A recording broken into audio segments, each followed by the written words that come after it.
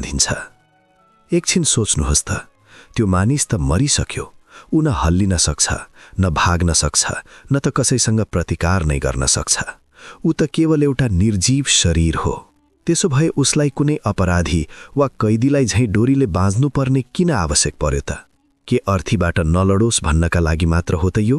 या यसको पछाडि कुनै यस्तो गहन र मुटु काँप्ने रहस्य लुकेको छ जसको चर्चा गरुड पुराणका ती पानाहरूमा गरिएको छ जुन पढ्न समेत मानिसहरू डराउँछन्?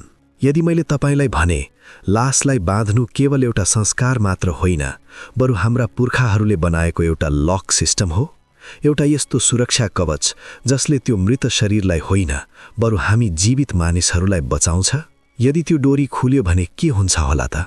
वा यदि ती बुढी औँलाहरू बाँधिएनन् भने के त्यो शान्त देखिएको शरीरमा फेरि हलचल हुन सक्छ? आजको यस भिडियोमा हामी गरुड पुराणको